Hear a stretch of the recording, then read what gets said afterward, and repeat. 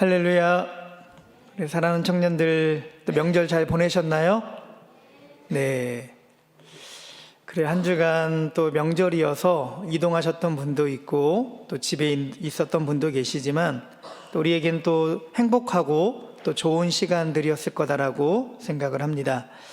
오늘은 2월 22일, 2월 넷째 주일인데요. 교회력으로는 사순절 첫 번째 주일입니다. 우리가 달력이 있죠. 1월부터 12월까지. 그런데 그 시간을 교회력이라는 시간으로 이렇게 쪼개놓은 게 있어요. 예수님의 생일을 기본으로 해서 이렇게 교회력을 나누는데, 그거는 이따가 특강 시간에 잠깐 제가 언급하고 시작을 하려고 합니다. 어쨌든 교회력에 따라서 오늘은 사순절 첫 번째 주일이에요. 사순절은 부활주일 전에 40일 동안, 주일을 제외한 40일 동안 예수님의 십자가와 죽음을 묵상하면서 경건하게 보내는 절기입니다. 이 사순절이 여러분들에게 예수님의 십자가를 만나는 은혜의 시간 되시기를 주님의 이름으로 축복합니다. 또 교회력으로는 사순절이지만 달력으로는 2월 넷째 주일이죠. 우리나라 이 달력이나 시간을 보면은요, 새해 시작을 알리는 날이 제 생각으로는 3번 있는 것 같아요. 양력으로 1월 1일 2026년이 시작되는 새해가 있지요. 또 한 번은 우리 지난주에 있었던 음력 병원년의 첫날, 음력 1월 1일 구정이라고도 하죠. 설날이 또 새해라는 시간, 시작이라는 의미를 두고 있습니다. 또 하나는요, 3월 2일 같아요. 저는 3월 2일 날 뭐 하냐면 보통 개학을 하죠. 그리고 학교에 입학식을 그날 하게 됩니다. 그래서 저는 제가 생각하는 날짜, 시간의 개념에서는 요 3번이 뭔가 새로운 것을 시작하는 그런 시간으로 받아들이게 됩니다. 여러분들도 아마 뭔가 새롭게 시작하는 시기가 될 수도 있습니다. 이미 새로운 것을 시작하신 분들도 있죠. 학교를 옮긴다거나 직장을 옮긴다거나 아니면 내 삶의 터전을 좀 바꾼다거나 아니면 특별히 새내기들은 새로운 학교에 진학을 해서, 혹은 어떤 분들은 학부를 졸업하고 대학원을 가면서, 아니 이제는 박사 과정을 들어가면서, 아니 이제 학업을 마치고 직장을 시작하면서 뭔가 새로운 것을 시작하는 분들이 많이 있을 거라고 생각을 합니다. 특별히 1월 달에도 새로운 것을 시작하기도 하지만 또 요 시기가 새로운 시작을 또 준비하거나 하고 있거나 했던 분들이 많은 시기가 요 시기인 겁니다. 또 새로운 시작을 하는 모든 청년들, 또 새로운 시작을 준비하는 모든 청년들, 또 주님의 이름으로 응원하고 또 축복합니다. 여러분 잘 될 거고요. 또 여러분이 계획한 대로 순적하게 이루어가기를 간절히 소망하면서 기도하겠습니다. 그런 즈음에 오늘 말씀을 통해서요, 새로운 길을 가야 하고 또 새로운 길을 가고 있는 우리에게 오늘 말씀을 통해서 뭔가 힘이 되고 용기가 되고 믿음으로 결단이 되어지는 그런 시간이 되었으면 좋겠습니다. 지난주에 이어서 오늘 창세기 말씀을 봅니다. 지난주에는 형통한 사람이었던 요셉인데, 그 요셉 때문에 그 요셉의 가족들이 애굽으로 이주를 하게 됩니다. 이 요셉이 형통한 자가 되어서 천신만고 끝에 결국은 애굽의 총리, 이집트라는 대제국의 총리가 됩니다. 그런데 이 애굽이 왜 총리가 되었던 이 요셉이요, 왜 총리가 되었냐면 바로의 꿈을 해석해 줬거든요. 바로 왕의 꿈을 해석해 줌을 통해서 그 땅에 임했던 흉년, 7년간의 흉년 대기근을 지혜롭게 극복할 수 있도록, 준비할 수 있도록 돕는 역할을 합니다. 그래서 결국에는 총리에 이르게 되죠. 그런데 이 시기를 보낼 때에 이 대기근은 애굽에만 있었던 건 아니에요. 보통 보면 고고학적으로나 역사를 보면 어떤 기근의 시기가 있었어요. 그래서 이 창세기 요때를 연구하는 역사학자들은 그때가 언제인가, 어떤 기근인가를 연구하는 분들도 있는데 우리가 뭐 공부하고 연구하는 시간 아니니까요. 그런데 이 애굽만 기근이 있었던 게 아니라 그 애굽 근동에 있던 고대 근동이라고 말하는 그 지역들, 가나안 땅을 포함한, 이스라엘을 포함한 그 전 지역에 기근이 있었던 것 같아요. 그러니까 이 가나안 땅에 남겨져 있던 요셉의 아버지 누구죠? 야곱. 이스라엘로 이름이 바뀌죠. 이 야곱을 중심으로 하는 그 야곱의 일가도요, 곡식을 구하기가 어려운 시절을 보내고 있었다라는 거예요. 그러다가 저 남쪽에 애굽, 이집트라는 나라는 잘 준비해서 기근 없는 땅이더라. 그곳에 가면 곡식을 얻을 수 있다더라라는 이 소문을 듣게 됩니다. 그래서 이 야곱의 아들들, 요셉의 형제들이 곡식을 얻기 위해서 애굽에 내려왔다가 그들이 팔아버린, 괴롭혔던 요셉을 총리로 만나게 됩니다. 물론 그 과정에서 뭐 화해하고 용서하고 또 여러 가지 일들이 있었지만 하여튼 뭐 그거는 지나가고요. 이렇게 해서 요셉을 만나게 돼요. 왜냐하면 참 힘들고 어려운 시절을 보냈는데 지금 요셉은 애굽의 총리가 되었으니 이제는 우리 가족들이 다 이 땅에 와서 이곳에 삽시다, 같이 삽시다라고 이렇게 이야기를 합니다. 그래서 이 야곱을 중심으로 하는 이 야곱의 일가가 애굽으로 내려가기로 결정을 합니다. 근데 애굽으로 내려가기로 결정은 했긴 했는데 야곱에게는요 굉장히 두려운 일이었어요. 여러분, 우리가 어떤 삶의 터전을 옮긴다라는 건 그리 쉬운 일이 아니에요. 그죠? 여러분이 아무리 젊고 20대, 30대여도요, 내가 갑자기 내가 어디 부산으로 가겠다, 미국으로 가겠다, 가면 좋겠지만, 그렇게 결정하는 건 단숨에 이루어지는 일 아닙니다. 여러 가지 많이 준비하고, 고민하고, 생각해보고 해서, 이렇게 해서 결정되어지는 게 내 삶의 자리를 이동하는 일이에요. 혹은 내가 학교를, 진학을 바꾸는 거 그냥 막 하는 사람들이 있나요? 많이 고민하고 또 과정도 굉장히 준비할 것들, 해야 할 일들 많기 때문에 어려운 일입니다. 더구나 오늘날에도 KTX 타면 금방 어디든 갈 수 있고 비행기를 타면 세계 곳곳에 갈 수 있는 시기임에도 불구하고 내가 딴 곳에 간다는 거 굉장히 어려운 일인데, 고대 국가에서는요 내가 살던 동네를 벗어나는 것조차도 생각할 수 없었던 시대예요. 그 시대에는요 그냥 동네를 벗어나면 큰일 나는 줄 알아요. 이 야곱은요 자기가 살던 땅, 하나님께서 약속하셨던 그 땅, 할아버지 아브라함, 이삭으로부터 내려왔던 그 땅을 지키는 게 가장 큰 일인데 그 땅을 떠나는 것 맞는 걸까? 아닌 걸까? 끊임없이 고민했을 거예요. 더구나 이 야곱은 이제 노년에 들었어요. 노년에 그냥 내가 여기서 없으면, 곡식이 없으면 없는 대로 먹고 살지 뭐, 내가 얼마나 부귀영화를 누리겠다 또 가겠어 라고 생각할 수도 있죠. 그렇기 때문에 이 야곱에게는요 그 일이 큰 일이에요. 더구나 혼자 가는 것도 아니고 온 가족이 가야 하는 일이었다라는 거예요. 더구나 또 한 가지 가야 할 곳이 어디냐면 애굽이에요. 애굽.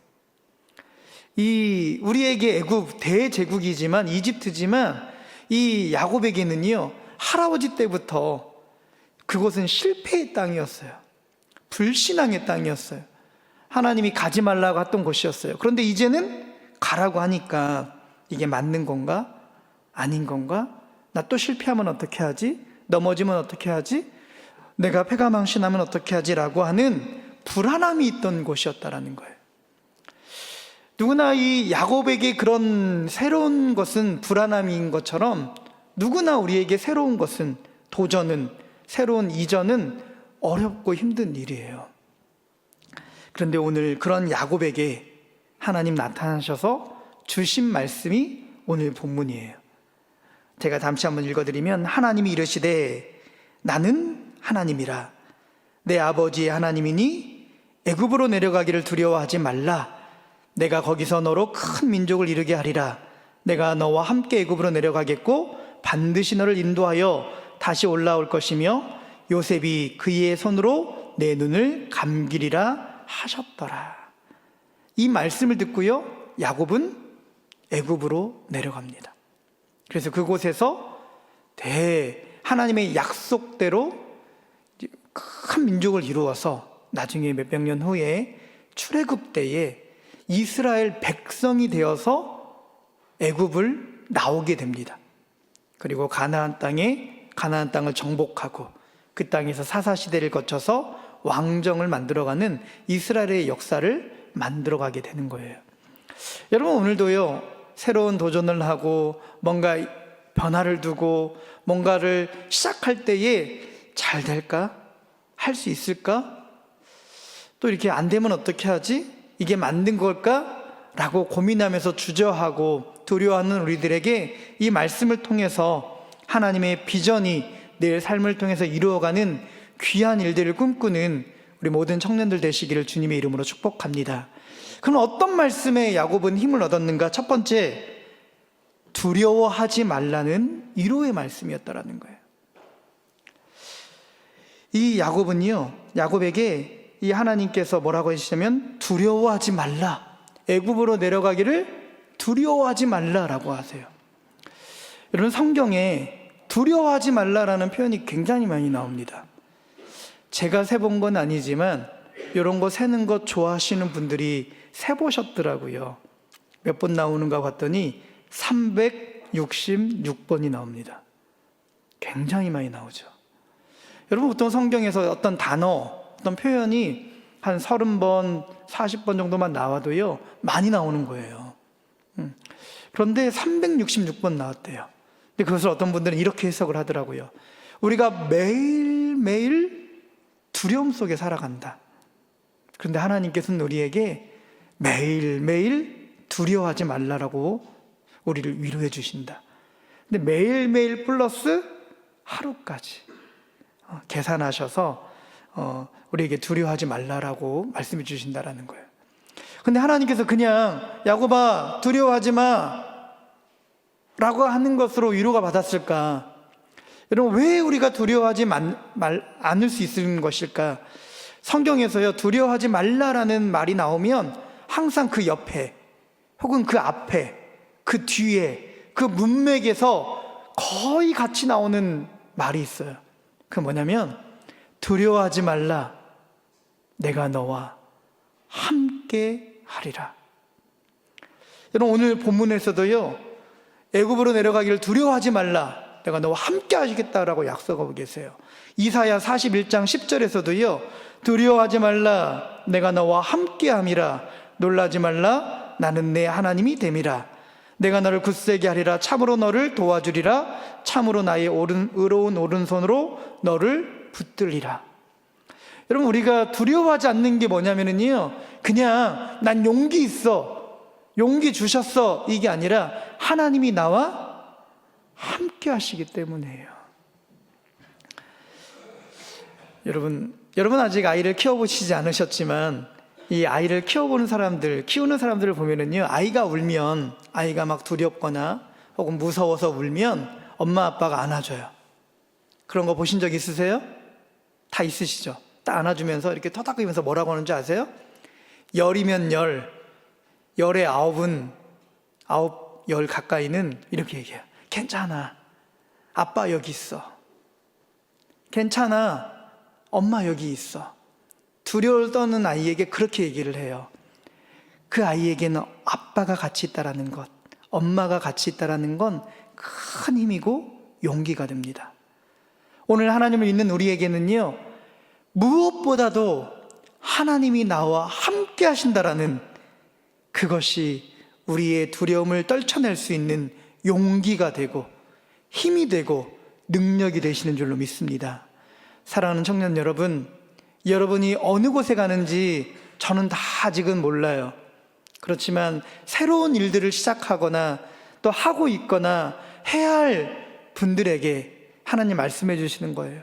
네가 무엇을 하든지 어디로 가든지 내가 너와 함께 하겠다. 두려워하지 말고 담대하게 믿음으로 걸어가라고 말씀하시는 주의 음성 듣기를 주님의 이름으로 축복합니다. 두 번째로는요, 내가 너와 함께 할 거니까 두려워하지 말라라 하시고요, 내가 너로 큰 민족을 이루겠다라는 축복의 말씀을 해주세요. 이 내려가는 게 그냥 내려가는 게 아니라 그 일을 통해서 하나님이 이루실 일들이 있다라는 거예요. 어떤 일이 있냐면 애굽에 내려가서 70명 정도가 내려가서 수십만 명, 수백만 명의 이스라엘 백성으로 이제 민족을 이루는 놀라운 역사를 그곳에서 경험하게 됩니다. 하나님의 섭리였고 하나님의 경륜이었어요. 여러분, 그 일을 통해서 하나님 반드시 이루고자 하시는 일들이 있을 줄로 믿습니다.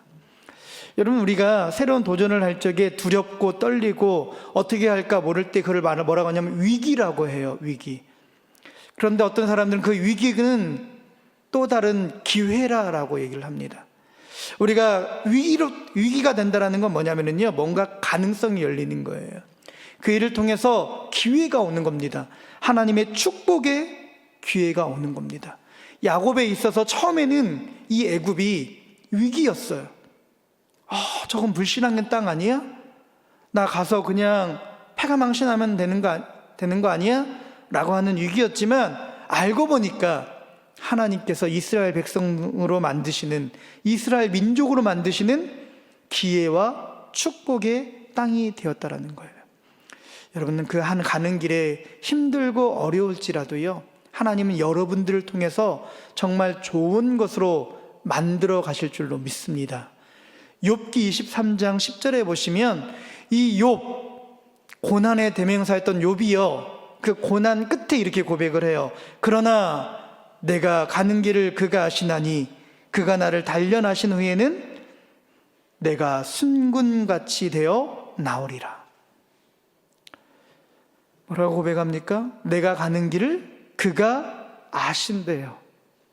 여러분이 가는 길, 여러분이 두려워하는 마음들, 염려하는 일들, 걱정하는 것들 하나님이 아신다라고요.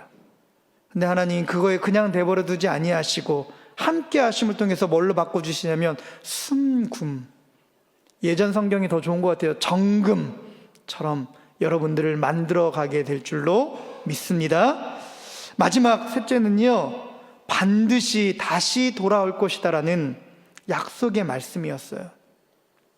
이 반드시 돌아올 것이다, 이 요셉이 너의 눈을 감길 것이고 반드시 돌아올 것이다 라고 하면 1차적으로 보면은요, 실제로 야곱은요 내려갔다가 죽은 다음에 이 장사를 어디로 하냐면 가나안 땅, 이 막벨라 굴에다가 장사를 합니다. 가나안 땅으로 그 시신이 돌아와요. 근데 단순하게 야곱의 시신이 돌아올 것이다라는 것으로 끝나는 게 아니에요. 이 야곱은 이름이 나중에 이스라엘로 바뀌었잖아요. 지금 내려가는 상태도 이스라엘인데 그것 때문에 12아들, 12지파가 생겼고 그 이름 때문에 이스라엘 백성, 이스라엘 민족이 형성이 됩니다. 그리고 나중에 그 약속대로 이스라엘 백성이 어떻게 됩니까? 출애굽해서, 모세라는 지도자를 따라서 출애굽해서 가나안 땅으로 들어가게 됩니다. 반드시 하나님께서 돌아올 본향을 약속하고 있다는 거예요.